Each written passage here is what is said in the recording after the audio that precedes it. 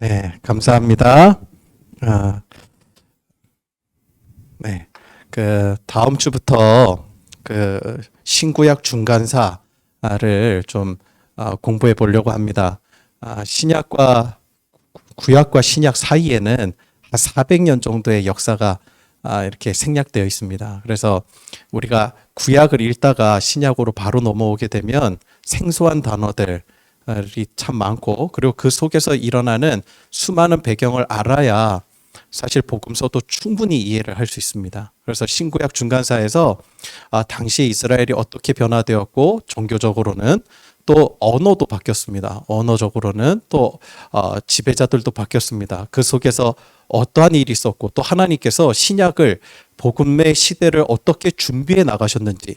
그래서 우리는 그 시간을 침묵의 시간이라고 보통 생각을 하는데, 침묵의 시간이 아니라 하나님께서 새 시대를 준비하시는 기간이었다라고 하는 것입니다. 그래서 다음 주부터 그 신구약 중간사를 함께 좀 공부를 하게 될 텐데, 여러분들께서 현장에서 들으시면 더 좋습니다. 그래서 여러분들 많은 참석해 주시면 감사하겠습니다. 오늘 주보에 이렇게 살짝 보면 한 가지 조금 달라 추가된 게 하나가 있죠. 여기에 보면 이제 끝에 주보 끝에 보면 QR 코드 이렇게 하나가 있어요. 그래서 이 QR 코드가 뭐냐? 혹시나 여러분들이 이렇게 주보 가지고 전도하시던지 그렇게 되면 이렇게 다른 사람에게 또는 이제 교회 안내를 하게 될 때 이 QR 코드를 딱 찍으면 찾아오시는 교회의 길, 가장 빠른 방법, 이거를 이제 검색하실 수 있는 링크로 바로 연결이 됩니다. 그래서 저희 교회가 네이버랑 구글에 다 등록이 돼 있거든요. 주소가. 그래서 검색하면 다 떠요. 근데 이제 거기서 길 찾아오시는 길을 검색하면 몇 번 타고, 지하철은 어떻게 오고, 버스는 어떻게 타고 오고, 자차로는 어떻게 오고, 도보로는 몇 분 걸리는지 다 검색 가능합니다. 그래서 따로 설명할 필요 없이 길게 요거 안내해 주시면 좋을 것 같다 싶습니다. 네, 감사합니다.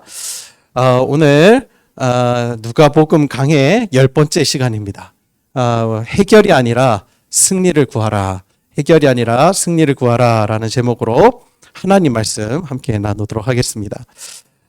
공간복음서로 불리는 마태, 마가, 누가복음에는 예수님의 공생애를 여는 두 가지 사건을 동일하게 기록하고 있어요. 하나는 세례이고 또 하나는 시험입니다. 이 두 가지 사건이 계속 반복해서 나옵니다. 오늘 본문 1절을 함께 보시겠습니다. 1절 제가 읽겠습니다. 예수께서 성령의 충만함을 입어 요단강에서 돌아오사 광야에서 40일 동안 성령에게 이끌리시며. 지금 말씀의 무대를 가만히 장소를 살펴보면 말씀의 무대가 요단강에서 광야로 이동하고 있습니다. 먼저 우리가 살펴볼 것은 요단강은 어떤 장소였나 하는 거예요. 요단강에서는 무슨 일이 있었는가? 바로 요단강에는 예수님께서 세례를 받으신 장소였습니다. 누가복음 3장 21절에서 22절, 우리 바로 한 절 앞이죠. 한 장 앞에 보면 이런 말씀이 나와요.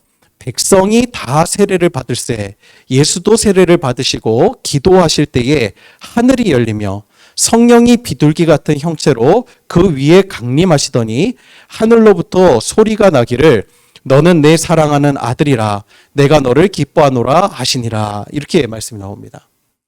이 세례를 통해서 예수님은 하나님의 아들이심이 선포되고 있는 거예요. 또한 요단강은 이 성부 하나님, 이는 내 아들이라고 말씀하시는 성부 하나님과 또 세례를 받으시는 성자 예수님, 그리고 비둘기같이 내려오시는 그 성령이신 이 삼위일체의 하나님께서 그 속성을 전부 계시하신 가장 영광스러운 장소라고 말할 수가 있습니다. 바로 요단강 세례터예요. 오늘 본문은 바로 그 요단강에서 예수님이 성령 충만함을 입어서 돌아오셨다라고 말씀하고 있습니다. 그런데 오늘 본문을 읽다가 우리를 당혹스럽게 만드는 것은 바로 그 이후에 이어지는 장소와 사건이 바로 광야와 시험이라는 사실입니다. 방금 전까지만 해도 하나님으로부터 이는 내 사랑하는 아들이라고 하는 말씀이 선포되는 은혜의 현장에 있었습니다. 그런데 지금은 마귀로부터 조롱을 당하는 시험의 현장에 계신 것입니다. 너무나도 극명하게 두 배경이 나누어지고 있는 거예요. 가장 큰 영광과 기쁨이 교차하는 그 요단강과 마귀의 수치와 조롱이 교차하는 광야, 또한 모든 것이 충만했던 그 요단강과 모든 것이 결핍된 그 광야, 그리고 세례와 시험, 전혀 어울리지 않는 이 두 장소와 사건이 예수님의 공생애를 여는 사건이 되고 있더라는 것이에요. 여기서 우리가 깨닫게 되는 중요한 사실이 한 가지가 있습니다. 그것은 바로 새로운 삶에는 새로운 갈등이 시작된다는 것입니다. 하나님 안에서 새로운 삶이 시작되는 그 순간부터 이전의 삶과는 전혀 다른 부딪히게 되는 어려움들이 있다는 것입니다. 그래서 시험과 유혹이 있다는 말은 다른 말로 내가 그리스도인이 되었다는 말과 같은 거예요. 그리스도인이 되면 이제는 이전과는 다른 삶이기 때문입니다. 여러분, 세례가 무엇을 의미합니까? 이제는 과거에 내가 죽고 예수 그리스도로 말미암아 새 사람을 입었다, 새 삶이 시작되었다는 것을 의미하는 것이죠. 그러니 새 삶을 살아가는 사람에게는 이전의 삶과 전혀 다른 방식이기 때문에 반드시 시험과 유혹이 따르더라 하는 것입니다. 따라서 그리스도인들에게 시험은요, 필연적인 것입니다. 필수예요. 그런데 우리는 오해할 때가 참 많은 것 같아요. 성령 충만함이 곧 형통한 삶이라고 생각한다는 것입니다. 여러분, 우리가 생각하는 형통은 무엇입니까? 사실 시험이 없는 삶 아닙니까? 시험이 없이 평안한 삶, 문제 없는 삶, 그것을 우리는 형통한 삶이라고 우리가 믿고 있지 않습니까?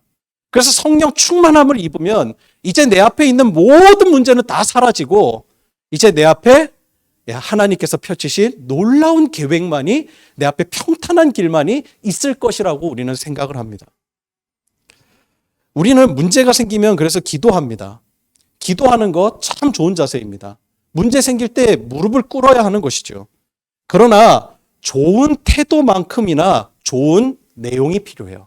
기도의 내용이 중요해요. 우리는 문제 앞에서 어떤 기도를 합니까? 보통 어떤 기도를 해요?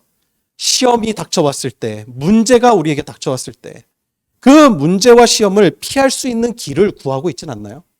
하나님, 이 시험을 피할 수 있는 길을 저에게 허락하여 주소서. 하나님, 이 문제를 좀 해결하여 주옵소서. 하나님, 저 지금 너무나도 고통스럽습니다. 하나님, 제 재정의 문제, 건강의 문제, 관계의 문제 하나님 아시죠? 이것 좀 해결해 주세요. 우리 남편, 우리 아내, 하나님, 저 문제가 있는데 하나님 좀 저 마음 좀 돌려주세요. 하나님, 변화시켜 주세요. 이게 우리의 보통의 기도 내용 아닙니까? 우리는 시험을 피할 수 있는 길을 구할 때가 참 많습니다. 문제를 해결해 달라고 구하고 있습니다. 그런데 하나님의 계획은 달라요. 하나님께서는 우리가 시험을 이기길 원하신다는 것입니다. 오늘 본문에 보면 좀처럼 이해하기 힘든 말씀이 나옵니다. 1절 하반절에서 2절 상반절을 다시 한번 보실까요? 제가 읽어드릴게요. 광야에서 40일 동안 성령에게 이끌리시며 마귀에게 시험을 받으시더라. 이렇게 나옵니다. 여기서 여러분, 우리가 한번 좀 이해하기 힘든 부분이 하나가 나와요. 뭐죠? 여기서 예수님을 시험한 주체가 누구입니까? 자, 예수님을 시험한 주체가 누구예요? 성령입니까? 마귀입니까? 여러분, 누구예요? 이게 헷갈리시죠? 그렇죠? 그렇다면요, 예수님의 이 시험을 동일하게 기록하고 있는 이 마태복음 4장 1절은 도대체 어떻게 말하고 있는지를 한번 찾아봤으면 좋겠습니다. 우리 마태복음 4장 1절 함께 다 찾아볼까요? 자, 마태복음 4장 1절. 자, 다 찾으셨습니까? 우리 한 목소리로 함께 봉독하도록 하겠습니다. 시작. 그때에 예수께서 성령에게 이끌리어 마귀에게 시험을 받으러 광야로 가사. 이렇게 나옵니다. 자, 그렇다면 마귀에게 시험을 받도록 주도한 존재가 누구예요? 성령님입니다. 성령님. 그래서 이 본문이 우리에게 난제인 거예요. 이해가 잘 안 됩니다. 왜죠? 아니, 성령님께서 어떻게 예수님을 마귀에게 내어줄 수 있냐? 아니, 왜 예수님께서 시험 당하실 만한 분이신가? 이런 게 우리에게 의문이 들잖아요. 도대체 예수님이 그런 취급을 받으셔야 될 분이에요? 어떻게 마귀의 시험을 피하도록 도와주셔야 될 분이 성령님이시잖아요. 우리도 그렇잖아요. 성령님은 우리를 피할 길을 내어주시고 어려운 길을 통과하실 수 있도록 그냥 이렇게 도와주시는 분이 성령님 아니에요? 그런데 어떻게 마귀에게로 이끌어 가시냔 말이에요. 시험을 받도록 하시냔 말이에요. 이 말씀이 우리에게는 좀처럼 이해가 안 돼요. 이게 우리에게 난제입니다. 자, 그러면 이러한 난제 속에서 우리가 질문해야 될 것이 있습니다. 그렇다면 이런 시험을 주도록 시험에 대한 이 성령님의 의도는 도대체 무엇이냐는 거예요. 왜 성령님은 이 마귀에게 예수님을 내어드렸는가? 그 의도를 우리가 알아야겠죠. 자, 제가 여러분들에게 이 의도에 대해서 이제 설명하기 앞서서 질문 하나를 드리겠습니다. 자, 그러면 이 성령님께서 예수님을 마귀에게 내어주신 것은 예수님을 시험에 빠뜨리기 위한 의도일까요? 다시 한번요. 성령님께서 예수님을 이 마귀에게 내어주신 이유가 예수님을 시험에 빠뜨려서 넘어지도록 하시기 위한 의도 때문에 그렇게 하신 걸까요? 그럼 도대체 그러면 성령님께서 그렇지 않으신 거잖아요. 우리 다 아니라고 생각합니다. 그럼 한번 생각을 한번 해보십시다. 왜 도대체 그렇게 하셨을까? 자, 예수님을 시험에 빠뜨리기 위한 의도가 아니에요. 그러면 이제 우리가 생각을 한번 전환해 보세요. 이것은 예수님을 시험에 넘어뜨리기 위한 것이 아니라 마귀를 무너뜨리기 위한 것이라는 거예요. 이 시험을 주신 이유가 그런 것입니다. 여러분, 시험은 어떤 사람에게 필요한 거지요? 불완전한 사람에게 필요한 것입니다. 예수님이 비록 인간의 몸을 입고 오셨지만 예수님은 흠없는 어린 양이셨어요. 죄가 없으신 분이십니다. 그러니까 여러분 생각해 보세요. 하나님께서 확인이 필요해서 예수님을 테스트하셨을까요? 아니겠죠. 하나님께서 지금 시험을 허락하신 것은 예수님의 마음이 온전한지 아닌지를 확인이 필요해서 이 테스트를 거치신 것이 아닙니다. 육신의 몸으로 시험을 이기게 하셔서 우리에게 승리의 길을 열어주시기 위한 목적이 바로 이 시험에 있다는 거예요. 여러분, 우리가 왜 성령 충만을 구하지요? 이유가 뭐예요? 시험에 승리하기 위해서입니다.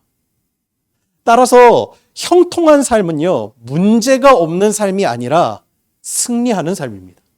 아멘이십니까? 성령님은 문제 해결사가 아니라 승리를 주는 분이시라는 겁니다. 그러므로 우리에게 시험이 찾아오는 것을 전혀 이상하게 여기지 마시기 바랍니다. 당연한 거예요. 그 노먼 빈센트 필 목사님, 20세기 미국을 대표하는 영향력 있는 설교가입니다. 하루는 이분이 뉴욕 거리를 걷다가 이분에게 한 청년이 찾아왔어요. 그분의 설교를 들었던 아마 청년인가 봐요. 그 청년이 목사님에게 질문했답니다. 목사님, 지금 저에게 큰 고민이 있습니다. 그것은 제 삶의 문제거리가 사라지지 않는다는 겁니다. 평안이 없다는 것입니다. 어디 걱정 없는 곳이 있으면 좀 가르쳐 주십시오. 제발 좀 가르쳐 주십시오. 그런 이야기를 했어요. 그때 이 노먼 빈센트 필 목사님이 그렇게 대답했다고 하죠. 문제거리가 없는 곳이 있다면 바로 저 공동묘지입니다. 공동묘지로 가세요. 그곳은 문제없는 사람들만 모입니다. 그런 이야기를 했다는 거예요. 여러분, 우리가 반드시 알아야 될 것은 이 세상에는 시험이 없는 곳은 없다는 것입니다. 태초에 하나님께서 아담과 하와를 창조하셨어요. 그리고 그들에게 가장 완벽하고 아름다운 에덴 동산을 그들에게 주십니다. 거기에는 모든 것이 다 갖춰져 있지요. 모든 게 다 허락된 곳이었습니다. 그곳에서 나는 모든 씨 맺는 채소, 나무의 과실을 다 먹을 수 있었습니다. 그 놀라운 축복을 이 아담과 하와가 누렸었어요. 축복의 땅입니다. 그런데 우리가 기억해야 될 것은 그런 곳에서도 마귀의 시험은 있었고, 또 반대로 아무것도 없어서 유혹될 게 전혀 없을 것 같은 광야에서도 이스라엘 백성들에게 시험이 찾아왔다는 거예요. 그 말은요, 광야나 에덴 동산이나 그 어디나 시험은 존재한다는 거예요. 우리가 시험을 피할 길이 없다는 거예요. 그러므로 우리에게 시험이 없도록 해주십시오라고 하는 기도는 이 잘못된 생각입니다. 성경을 바르게 이해하지 못한 거예요. 성령님께서는 우리에게 이 상황을 해결하시는 해결사가 아니라 우리에게 승리할 수 있는 힘을 주시더라는 겁니다. 따라서 여러분, 진짜 복은 뭐냐? 광야냐? 아니면 에덴이냐? 이 장소에 달린 게 아니에요. 진짜 형통의 삶은 바로 승리하는 삶인 것입니다. 그래서 우리가 성령 충만을 구하는 거예요. 성령 충만하니까 이제 세상을 등지고 살겠다고 생각하시면 절대 안 됩니다. 성령 충만하다는 말은 이제 세상으로 들어가야 할 상태라는 거예요. 내 안에 가득 채워졌기 때문에 시험을 이길 상태가 되었다는 말입니다. 8세기 영국의 성자라고 불렸던 세인트 비드라고 하는 분이 계십니다. 그분이 하루는 제자들에게 이런 질문을 받았다고 해요.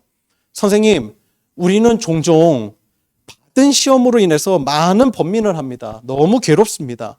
그럼 선생님께서는 시험을 받으신 일이 없으신지요? 그런 질문을 해요. 그때 이 세인트 비드가 그렇게 대답을 했다고 하죠. 여러분을 괴롭게 하는 온갖 시험은 저에게도 찾아옵니다.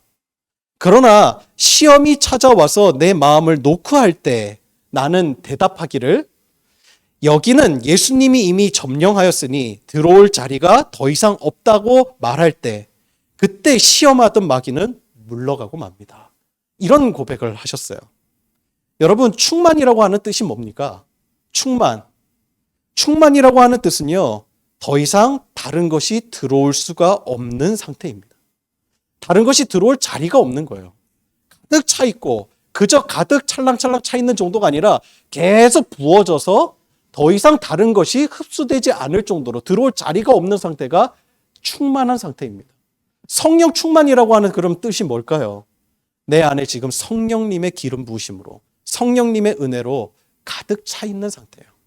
다른 것이 들어올 수 없는 그런 상태가 바로 성령 충만한 상태라는 것이죠. 따라서 예수님께서 성령 충만함을 입어서 광야로 들어가셨다는 것은 전혀 이상한 일이 아니에요. 우리가 고민하고 우리가 시험당하고 우리가 고난당하는 우리의 일상인 광야로 들어가셨다는 것은 전혀 이상한 것이 아니라 당연한 결과였다는 것입니다. 성령님은 우리를 세상과 분리된 곳으로 이끄시는 분이 아니라 항상 시험과 유혹을 마주하는 일상으로 우리를 이끄십니다. 왜?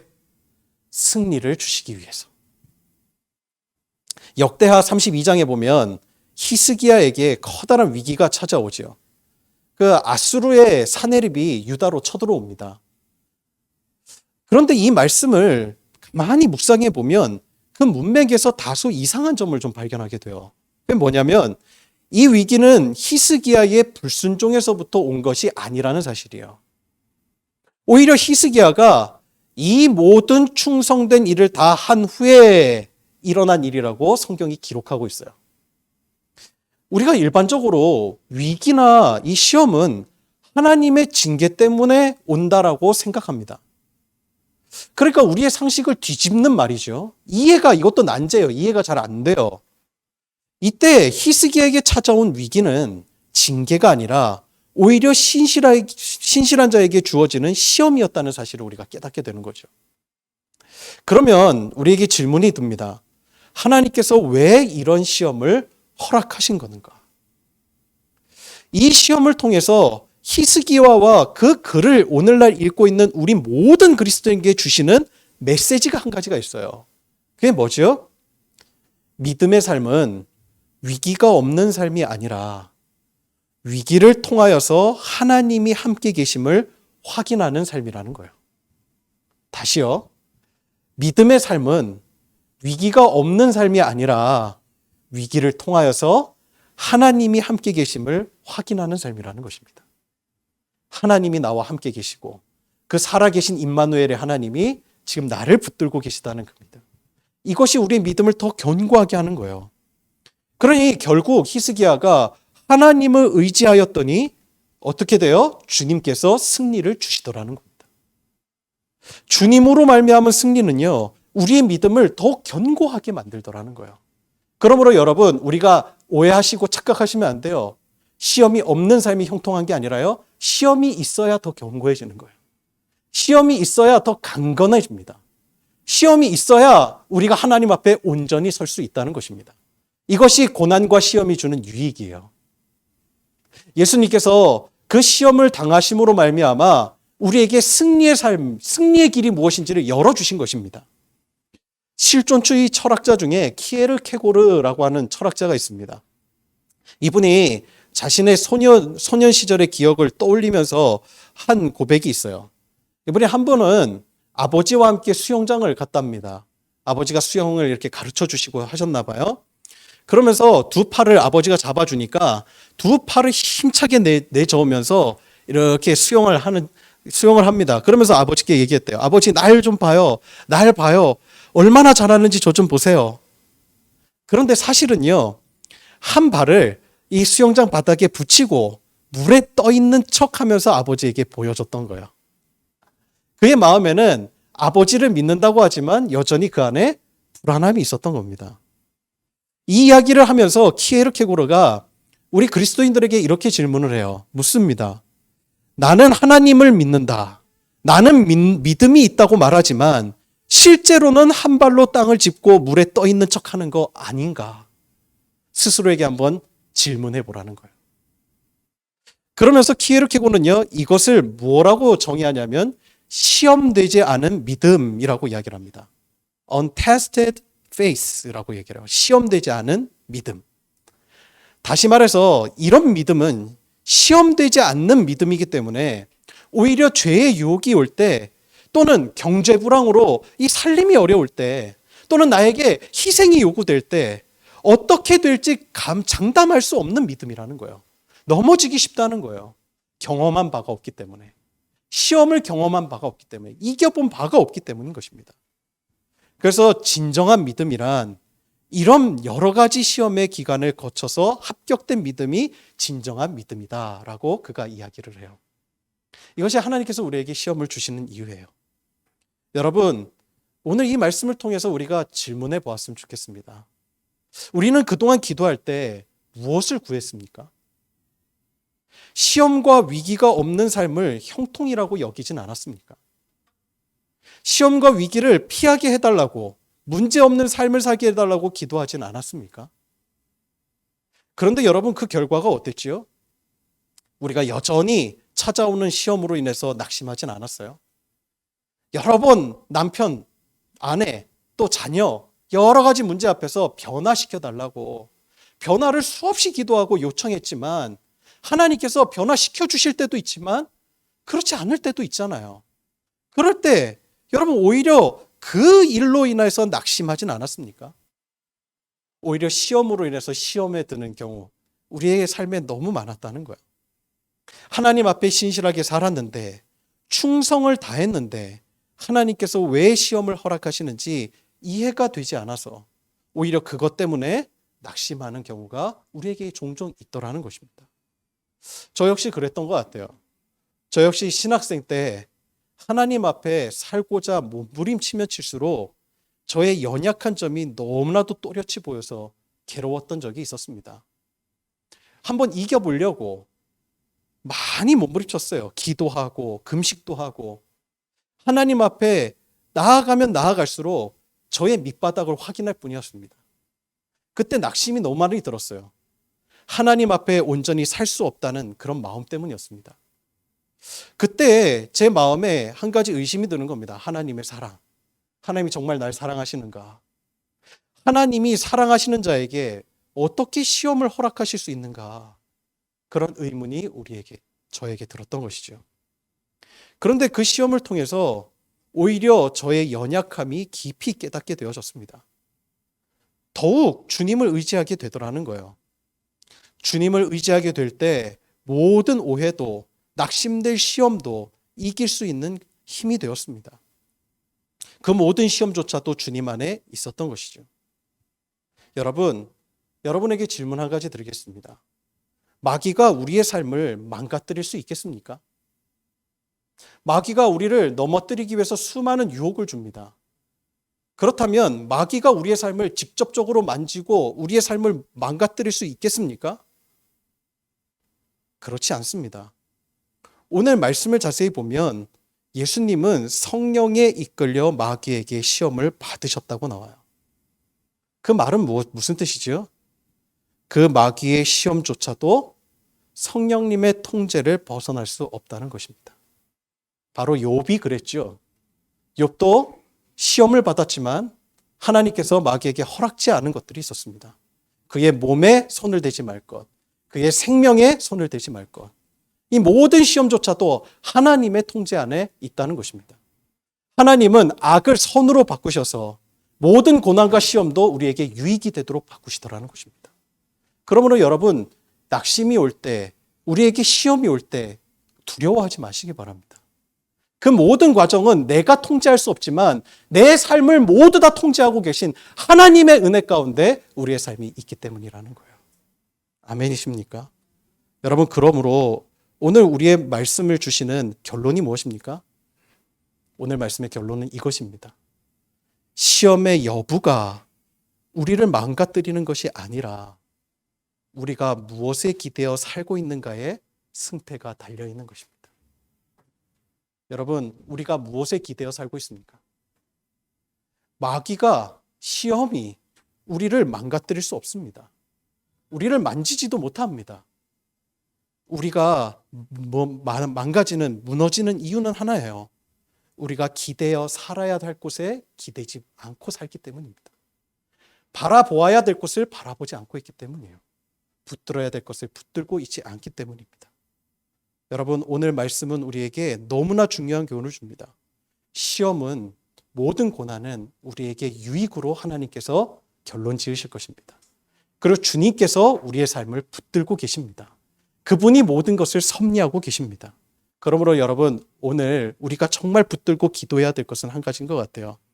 이제부터 우리가 모든 문제와 시험 앞에 다가올 때 하나님 앞에 구해야 될 것은 하나님 이 문제를 해결해 주십시오가 아니라 우리에게 하나님의 주실 그 승리를 구하며 나아가는 삶입니다. 그 믿음의 길을 우리가 모든 상황 속에서도 이겨낼 수 있는 저와 여러분 되시길 주님의 이름으로 축복합니다.